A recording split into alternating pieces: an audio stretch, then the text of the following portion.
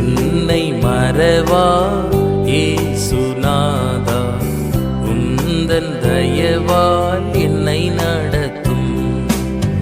என்னை மறவா இயேசுநாதா, உந்தன் தயவால் என்னை நடத்தும்.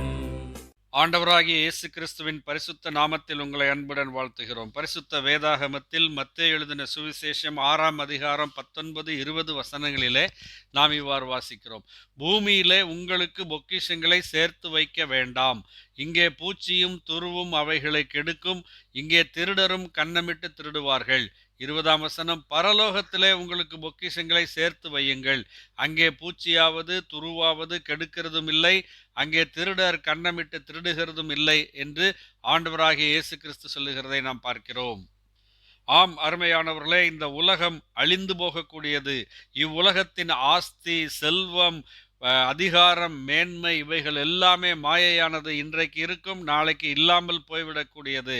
ஆகவேதான் ஆண்டவராகிய இயேசு கிறிஸ்து பூமியிலே உங்களுக்கு பொக்கிஷங்களை சேர்த்து வைக்க வேண்டாம், பரலோகத்திலே உங்களுக்கு பொக்கிஷங்களை சேர்த்து வையுங்கள் என்று சொல்லுகிறார். அப்படியானால் பரலோகத்திலே எப்படி பொக்கிஷங்களை சேர்த்து வைப்பது என்கிற கேள்வி உங்களுக்கு வரலாம். பரலோகம் என்பது தேவனுடைய ராஜ்யமாக இருக்கிறது.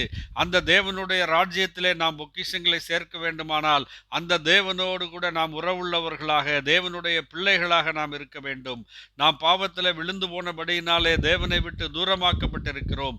தேவனோடு கூட நம்மை ஒப்புரவாக்குவதற்காக, நம்மை தேவனோடு கூட சமீபப்படுத்துவதற்காக, நாம் தேவனிடத்திலே நெருங்கி ஜீவிப்பதற்காக மத்தியஸ்தராக ஆண்டவராகிய இயேசு கிறிஸ்து இந்த உலகத்திலே மனிதனாக தோன்றினார். நம்முடைய பாவங்களுக்கு வரவேண்டிய நீதியான தண்டனையை அவர் சிலுவையிலே ஏற்றுக்கொண்டு நமக்கு பதிலாக கல்வாரி சிலுவையிலே இரத்தம் சிந்தி மரித்து அடக்கம் பண்ணப்பட்டு மீண்டும் 3ஆம் நாள் உயிரோடு எழுந்து இன்றைக்கும் ஜீவிக்கிறவராக இருக்கிறார்.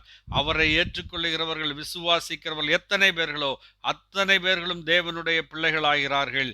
அவர்கள் இந்த தேவனுடைய ராஜ்யத்தை சுதந்தரிப்பார்கள். அவர்களுக்கு அங்கே பொக்கிஷங்கள் சேர்த்து வைக்கப்படும். இந்த உலகத்திலே அவர்கள் செய்கிற தேவனுக்கு பிரியமான காரியங்களுக்கு ஏதுவாக பரலோகத்திலே அவர்களுக்கு பொக்கிஷங்கள் சேர்த்து வைக்கப்படும். ஆகவேதான் ஆண்டவராகிய இயேசு கிறிஸ்து சொன்னார், நானே வழியும் சத்தியமும் ஜீவனுமாய் இருக்கிறேன் என்று சொன்னார். அவரே வழியாக இருக்கிறார். அவரே அந்த தேவனுடைய ராஜ்யத்திற்கு போகிறதற்கு நமக்கு வழிகாட்டுகிறவராக இருக்கிறார். அவரே வழி, அவரே சத்தியமாக இருக்கிறார். சத்தியமான பாதையிலே நம்மை நடத்துகிறார். அவரே நமக்கு ஜீவன் தரக்கூடிய ஜீவனாக இருக்கிறார். அந்த வழியிலே பிரவேசித்து அந்த சத்தியத்திலே நடக்கிறவர்கள் அவர் அருளுகிற நித்திய ஜீவனை பெற்றுக்கொள்வார்கள். அவர்கள் இந்த உலகத்திலே தேவனுக்காக வாழும்போது பரலோக ராஜ்யத்திலே பொக்கிஷங்களை சேர்த்து வைக்கிறவர்களாக இருப்பார்கள். தம்மை ஜீவ பலியாக கொடுத்து நமக்காக தம்முடைய ஜீவனை கொடுத்த ஆண்டவரை நீங்களும் ஏற்றுக்கொண்டு இந்த வழியிலே, இந்த சத்திய மார்க்கத்திலே சென்று நித்திய ஜீவனை அடைய தேவன் உங்களுக்கு அருள் செய்ய வேண்டும் என்பதை உங்களுக்காக நாங்கள் தேவனிடம் செய்யும் பிரார்த்தனையாய் இருக்கிறது. ஆமேன். நன்றி.